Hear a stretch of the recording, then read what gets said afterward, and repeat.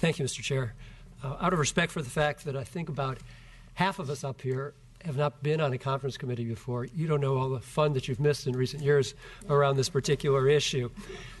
And recognizing that, I was hoping, I got Mr. Edwards laughing, I like that, if Mr. Edwards could help refresh our memories. I'm going to give it a stab, and then you correct me around the edges. So I think this goes back to 2012-13. So we're in the midst of the recession.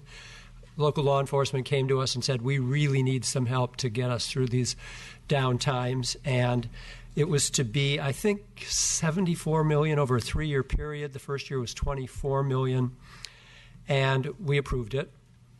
And then the following year, it got bumped up to around $27, $28 million. And then the third, which was to have been the last year, suddenly it was $40 million. And that was to have been the last year, 14-15. But then last year in 15-16, 40 came back again. This is now in the fourth year over a 3-year deal. It was supposed to be about $24 a year, $24 million. Now it's at 40. So we've gone through this conversation a few times already, and last year, I hope I wasn't rude, but I meant to be firm, that we did compromise with the Department of Finance, not our desire, but we did approve half of it, $20 million, with the understanding / promise that this was the final, and it would not be back again. And if I remember correctly, Ms. Bosler promised last year would be the last. And now we're back again. Mr. Edwards, can you correct some of my details? Sure, I'd be happy to. I think your recollection is generally correct. Though I would say in 2015-16, it sort of depends on what grants you include in that amount in terms of how you're summing up the total. I would say, in our view, that the local law enforcement received about $26 million or so in 15-16. We would include another $6 million grant for strengthening relations between law enforcement and their communities. And so, other than that, though, I think your recollection is correct. I love it when I'm understated when I make a point. Thank you. I forgot that $6 million. So again, any BCP provided any documentation, justification, substantiation for this request? We did not receive any BCP for this request, no. So I appreciate that in our budget subcommittee, the message we sent was respected, which was, with all due respect, if you do come back, finance again, now for a 5th year after a 3-year deal, that we won't even hear it. And that's what happened on the Senate side. We did not hear it. There was a vote only to reject it. So that's how we've gotten here today. And for those members who haven't been here over the past number of years, I thought it important that you at least know what the history is here.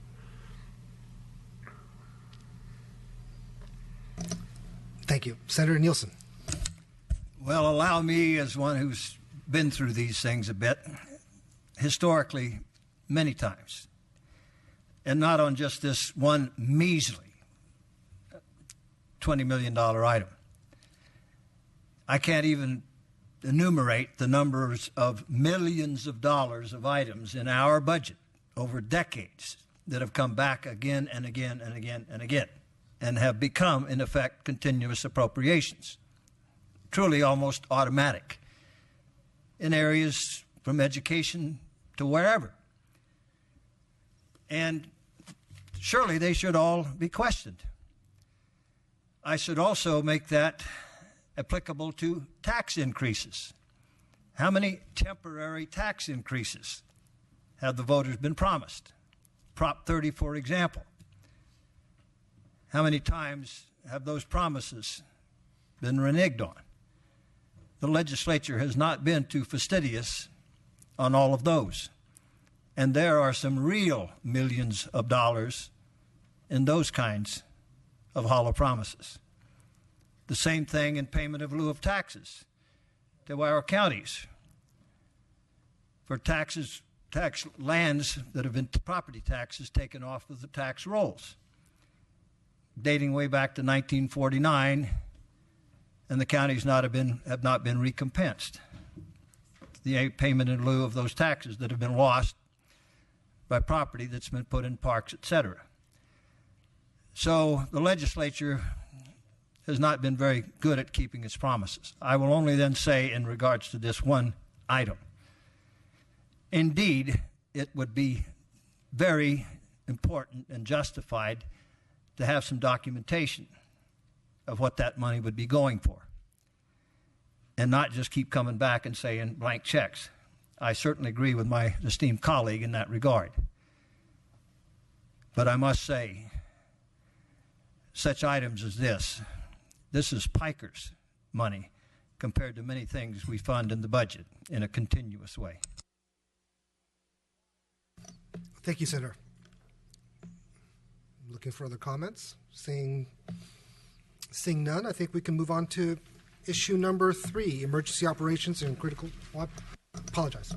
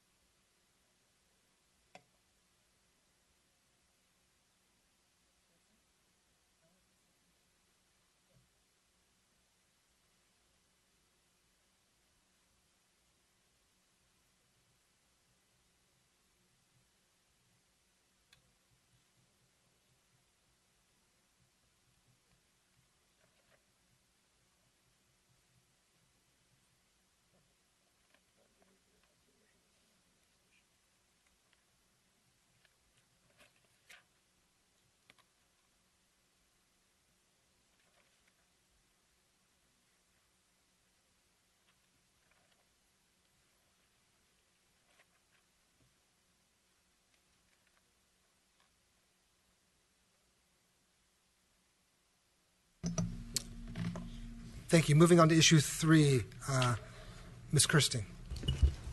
Helen Kirstein with the Legislative Analyst's Office. We're on issue 3, which is on page 12 of your agenda, emergency operations and critical support. So this is a governor's proposal from January. In January, the governor proposed 77 positions and $35 million from the general fund for 2016-17, including $20 million in one-time spending on fire equipment. The proposal also included a reduction in federal funds authority of about $4 million. And there were actually 16 different components of the proposal. They related to fire response, disaster coordination, facilities, technology, and other activities for the department. So it was a very expansive proposal. The Assembly approved the proposal in its entirety. The Senate actually just approved a portion of the proposal, totaling about $17 million and about 54 positions. So there was agreement on 7 portions of the proposal, totaling $3 million and 34 positions. So if you turn to page 14 of your agenda, you'll see just the 9 components of the proposal where there were differences between the two houses. And you'll note that the differences total about $18 million and 22.5 positions. The bulk of the differences really relate to 3 main areas, and so I'll cover those at a high level in the interest of time. But certainly if you have additional questions or want me to go into detail on the other components, I'm happy to. Sort of the first main category of differences relate to fire response, and there are 3 different components there, but really the differences come down to the number of fire apparatus that were approved by the houses. So you'll note that the Assembly approved the requested 62 new fire apparatus. The Senate reduced that to 27 new apparatus. And so the other two components, the fire and rescue branch staffing and the automated vehicle location, are really just commensurate reductions with a reduction in the number of fire apparatus.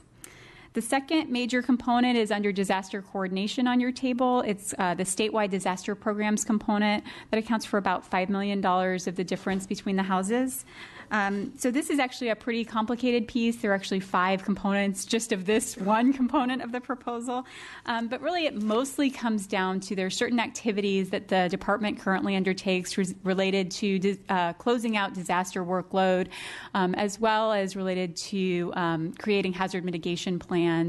And currently more of that workload is funded by federal funds, and the department is proposing to fund a greater share of that existing workload out of state general fund dollars. So that's the bulk of the proposal. There's also some smaller components related to closing out a backlog of disaster claims and a couple of positions. The Assembly approved this as budgeted. The Senate rejected the majority of the proposal and just approving the funding for the backlog. And then the last major difference is related to the regional response and readiness and law enforcement branch staffing components. That's about a $1.6 million difference between the houses. And that component really is related to additional staffing for coordination between local, state, and federal entities related to disasters, related to Homeland Security, and other issues. So the Assembly approved that as budgeted. The Senate reduced the requested staffing, as you can see on the table. So we would just note that we recommend going with the Senate approach.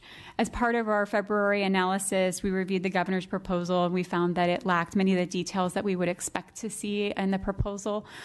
For example, with the fire response piece, we felt that the department wasn't able to provide the justification we would normally expect. We would normally expect them to be able to show what the existing resources are for fire response and where those gaps are, and to be able to justify that this is really the appropriate number of fire apparatus, and that they should go to OES rather than potentially to CAL FIRE or some other area. And so they didn't provide that information, and so we had recommended rejecting that piece. Just quickly, with regard to the statewide disaster programs, the department was unable to provide the kind of information we would expect to see in terms of either a backlog of work or redirected staff or other kinds of evidence that they really need these additional general fund dollars to meet their needs. And with regard to the regional response and readiness and law enforcement branch staffing issues, they didn't clearly demonstrate that the existing resources weren't sufficient. And while they provided some anecdotal evidence that there are increasing threats, they weren't able to substantiate that those really the nature of those increasing threats, and that it justified this additional level of staffing. Thank you. Ms. Costa. Thank you. We support the Assembly proposal, which is consistent with the administration's proposal. We note that the state has experienced an increase of wildfires in recent years, driven by the drought conditions as well as climate change, and therefore we think the resources are appropriate. Thank you. Any questions or comments from the committee? Senator Leno. Thank you, Mr. Chair. So, colleagues, we had a very full discussion of this in Budget Sub 4, chaired by Senator Roth, and he asked the LAO a lot of questions, and Ms. Kirstein shared with that subcommittee, as you did in our full budget committee, as to why you had rejected the $20 million entirely, why you had rejected the $2.5 million for fire and rescue branch staffing entirely, and then under the disaster coordination, the same with the regional response and readiness, as well as the law enforcement branch staffing. I want to preface all my comments by recognizing this is a very delicate subject matter. Of course, we're talking about public safety and public safety in times of emergency needs and disasters. I think it was with that in mind that our subcommittee and budget committee did not follow the LAO's recommendation, and rather than reject the $20 million entirely, approved $10 million. And then rather than reject the $2.5 million entirely, we approved the $1.7, and then also cut by equal amounts the regional response and the law enforcement branch. So I think that we've found what we believe to be a good balance of addressing the very important needs of public safety and emergency response and operations, and at the same time recognizing that, in agreement with Ms. Kirstein and the LAO, that the administration did not, in fact, substantiate the entirety of its need. So taking a bit of a middle position between where finance is and where LAO is, I would ask for your support, and I'd make that motion, the Senate version. There's a motion to approve the Senate motion. Is there a second? Second from Ms. Hancock. So there's a motion. So we are 5-0 on our side, 5-0 on the Assembly. Senate is 3-0, and we will remain open for 2 additional members. Thank you. Issue 4, Board of Equalization. Mr. Cisney.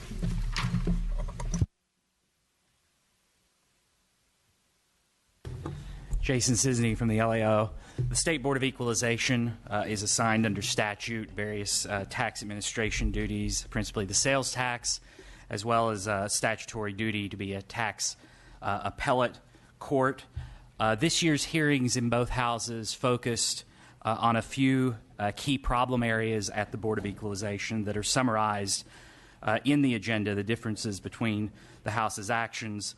Those hearings focus, for example, on a critical State Controller's Office audit regarding sales tax administration from last year, and issues related to persistently high vacant positions, as well as concerns about the Board's management of leased office space, including those for its members here in Sacramento, its elected board members.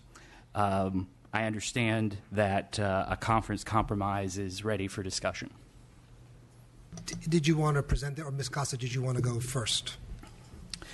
I can walk through the elements of the proposed compromise. First, budget bill language to require monthly reports on position vacancies.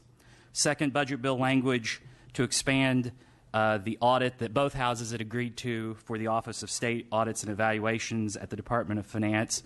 That audit would include enforcement, audit and compliance activities, taxpayer outreach and related activities, and status of correction activities related to that controller's audits I mentioned earlier, and would increase the funding for that audit from $400,000 to $750,000.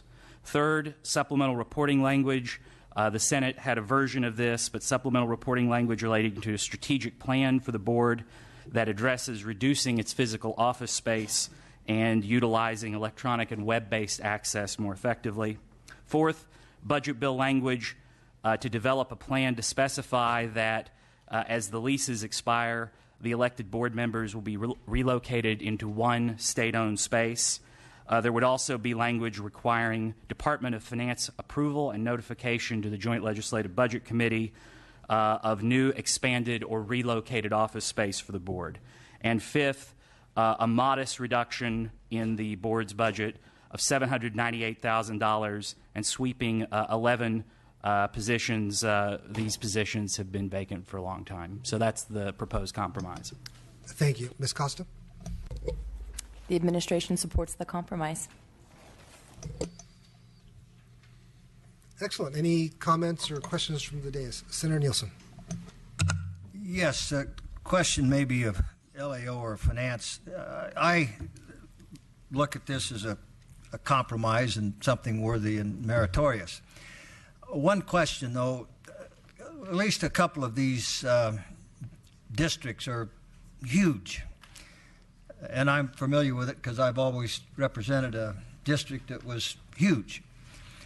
Would this allow flexibility for offices that were more offices for some member of the board who had a very large district in terms of having a district and a representative somewhere, closer to the people? Would this foreclose that in these very large districts? Does it allow the flexibility? Mark Tollefson, Department of Finance. I would note that the supplemental reporting language does allow finance as well as BOE and the Department of General Services to develop a strategic plan. The intent would be to ultimately reduce BOE's footprint over time, but it would not necessarily preclude opening of another office if it were warranted. Yeah, okay. Thanks. Other questions or comments? Is there a motion? Mr. Chair, I move the compromise.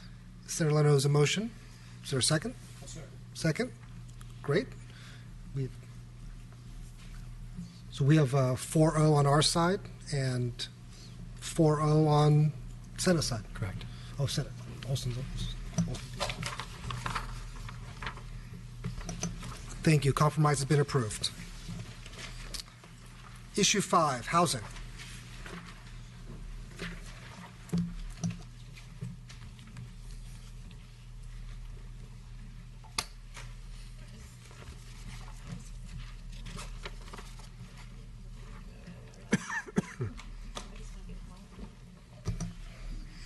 Mr. Uller.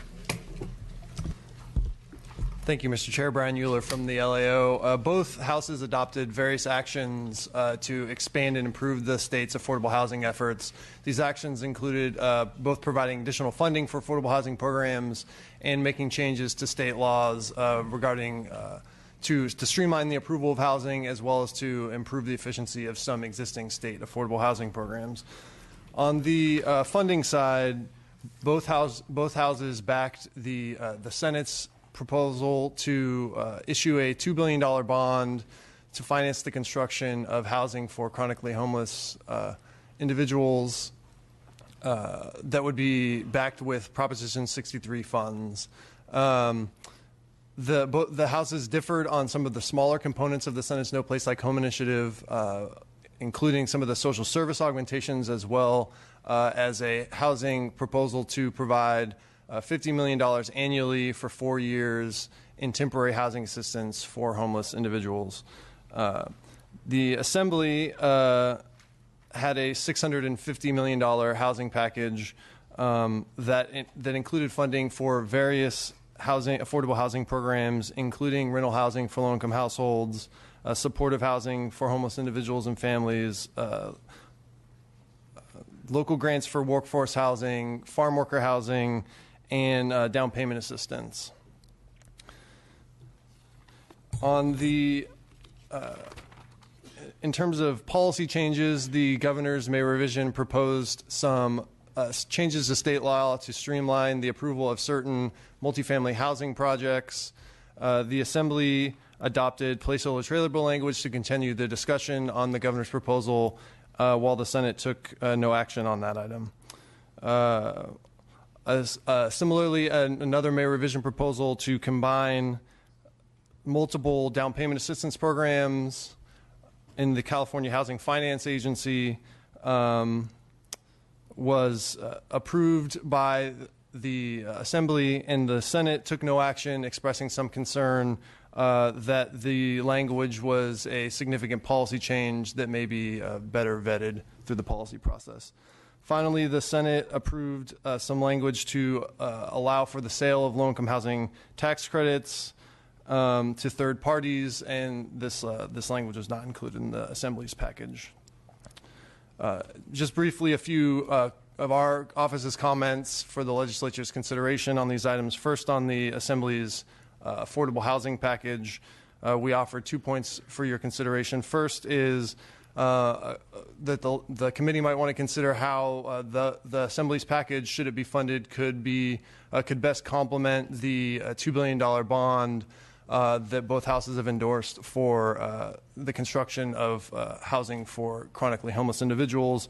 For example, you might consider spending the portion of the Assembly's package that would be spent on homeless individuals to target at homeless individuals and families that may have difficulty qualifying for the housing that would be supported by the $2 billion bond.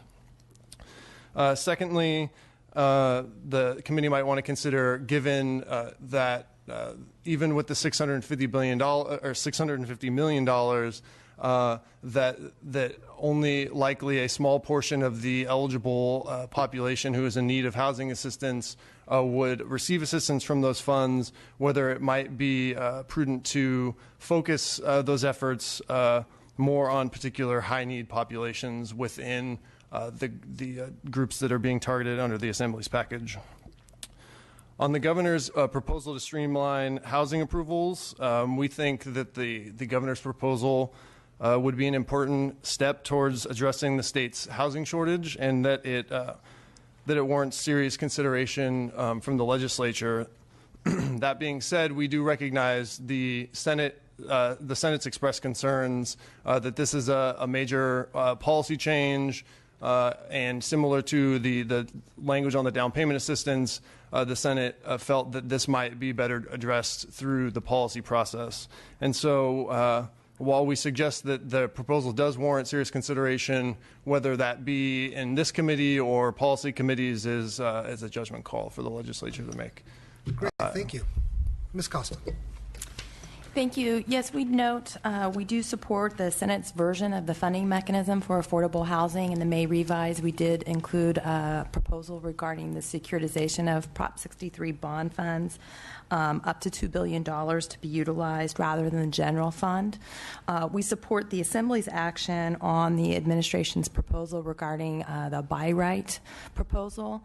And we note any funding above the currently the currently budgeted $3.2 billion in housing would need to be considered within the context of the buy right proposal by the administration. We noted in our May revise that per unit cost varies wildly within the state. And on the higher end, the example of San Francisco is that it's close to $600,000.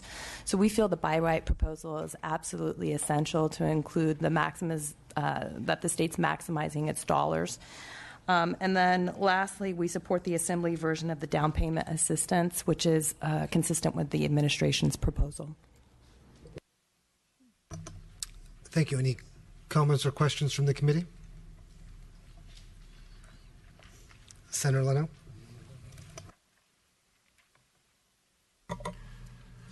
First, let me express not only my but the entire Senate's, just about nearly the entire Senate's appreciation that the governor has included No Place Like Home in the May revision. This has significant bipartisan support in the Senate, and for all the many reasons that have already been noted, it's a great opportunity for us to move forward with what has really been documented to be, if not entirely successful, among the best approaches to dealing with our now growing and chronic homeless population, and that would be housing first. that before we can deal with mental health issues, before we can deal with substance use disorder and alcohol challenges in individual lives, before we can deal with physical health issues as well as job training, job placement, that to stabilize a life, put a roof over someone's head first and then provide the wraparound services to be able to get a return on our investment, both human and capital, which has proven very successful in Utah, among other places, and that this would be able to just use 6.5% of that now $2 billion annual revenue coming from Prop 63 for the purpose of constructing the housing and then using the balance of Prop 63 funding for the services that would attend to the needs of those in the housing. So thank you for that.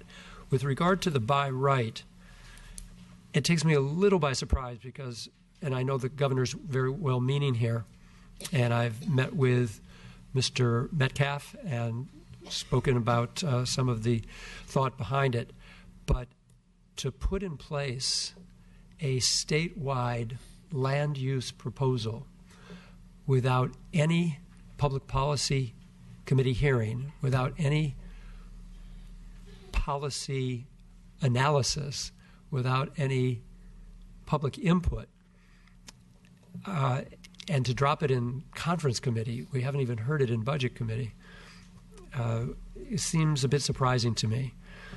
As you noted, per unit costs vary significantly across the state. So the idea of having a one-size-fits-all for the varying markets throughout California, I just don't know if that works. But again, I don't have an analysis to look at. I don't have anything. I just have this proposal. And given that our housing crisis is no surprise to anyone, this could have been introduced in January of this year, or for that matter, January the year before, or the year before, or the year before that. Or if we waited this long, it could even be introduced next January and have a full public process and vetting.